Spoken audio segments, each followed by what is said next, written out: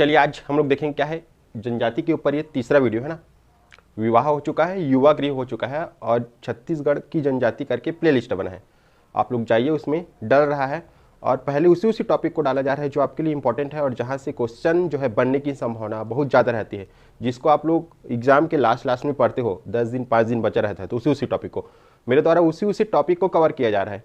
फिर बाद में हम लोग एक एक सिरे से देखेंगे, एक एक को करते देखेंगे। अभी उसी टॉपिक को कवर किया जा रहा है जो इम्पोर्टेंट है, जिसको आप लोग एग्जाम के 10 दिन पहले पढ़ते हो, तो उसको अभी से आप लोग पढ़ते रहिए। आज का हमारा टॉपिक है जनजातीय नृत्य। ये पार्ट 1 है ना, इसका पार्ट 2 और पार्ट 3 भी हो सकता है आएगा, क्योंकि ये ज़्यादा है। और सबसे पहले तो क्वेश्चन ये बनता है, निम्नलिखित में से कौन सा जनजातीय नृत्य है? तो आपको याद रखना है पहला क्वेश्चन, जनजातीय नृत्य, जनजातीय नाट्य, ठीक, लोक गाथा, लोकगीत। इसको पर्टिकुलर अलग अलग याद रखना है। अगर मेंस की एग्जाम होता है, उसमें क्वेश्चन आता है लोक गाथा को लिखे, तो आपको केवल ओनली लोक गाथा को लिखना है, ना कि कुछ भी लिख देना है। ठीक, तो यहाँ पर नृत्य है, तो इसमें जो शामिल है वो नृत्य ही है। हो सके इसका कुछ अलग रूप भी हो, लेकिन ये क्या है, नृत्य में है। इस चीज़ को याद रखना है।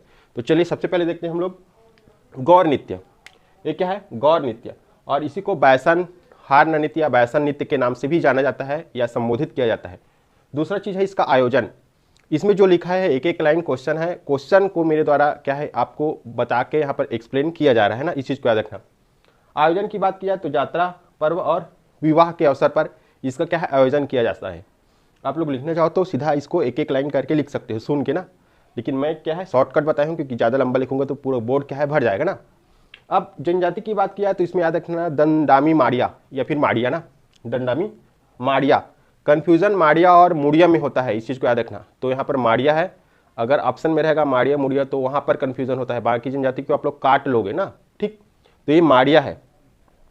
स्वरूप की बात की जाए इसमें तो गौर के शिकार का ठीक नृत्य के रूप में क्या है प्रस्तुत किया जाता है। यहाँ पर गौर जो ठीक बैसन के शिकार होता है, उसका क्या है नृत्य के रूप में क्या है प्रस्तुतिकरण किया जाता है।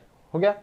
अब धारण की बात की जाए, इसमें जो है युवक और युवती द्वारा क्या क्या धारण किया जाता है, इस चीज़ को याद रखना, इंपॉर्टेंट है ना।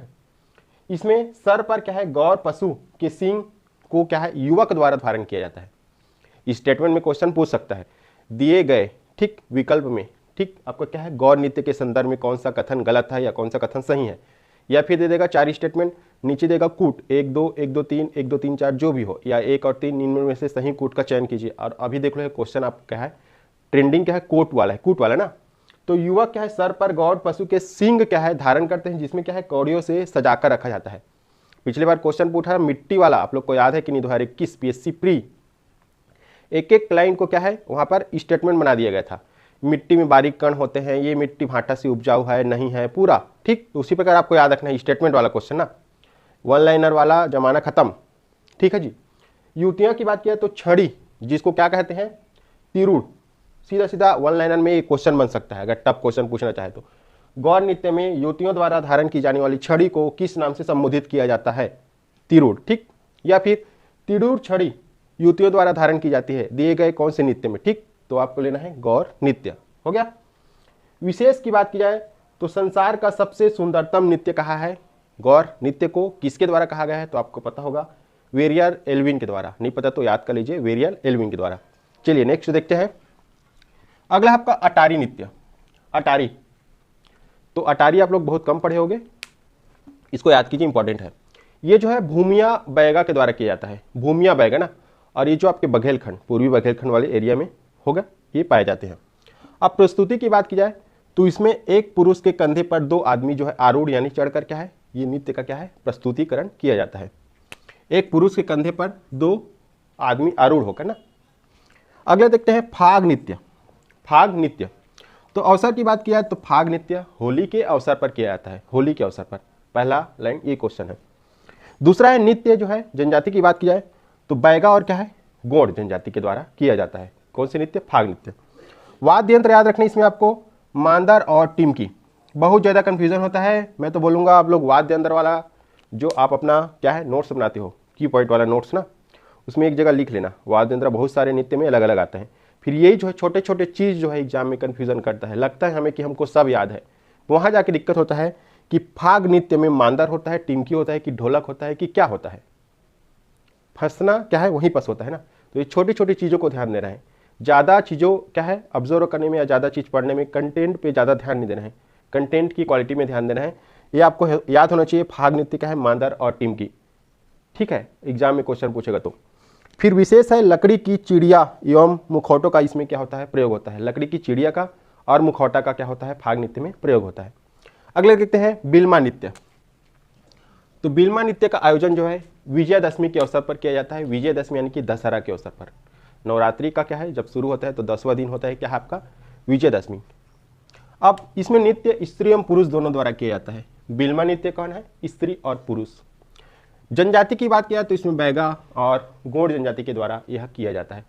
कई क्वेश्चन ऐसे हैं जिसको पूछा है यह नृत्य पुरुष द्वारा किया जाता है या महिला द्वारा किया जाता है या केवल पुरुष द्वारा, केवल महिला द्वारा, महिला पुरुष एवं बच्चे सभी के द्वारा। सीधा सीधा स्टेटमेंट में क्वेश्चन पूछ चुका है, आप लोग एक बार देख लेना क्वेश्चन को। इसको नहीं बोल रहा हूँ, इस टाइप से क्वेश्चन बोल रहा हूँ मैं। फिर दशहरा नृत्य की बात की जाए तो दशहरा नृत्य में याद रखना इसका नामकरण को सबसे पहले, मोस्ट इंपॉर्टेंट है आपका। दशहरा नृत्य का नामकरण कैसे हुआ, क्यों इसे दशहरा नृत्य ही किया जाता है, कहा जाता है। तो विजयादशमी के दिन क्या है शुरू होने के कारण इसका नाम क्या पड़ा, दशहरा। विजयादशमी यानी कि दशहरा ना।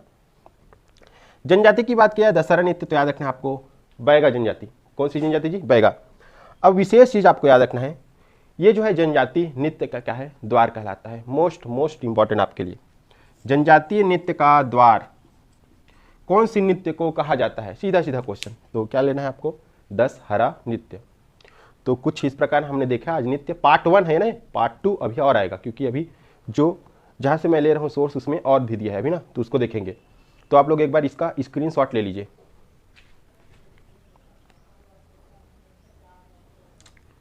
तो थैंक यू आप सभी का।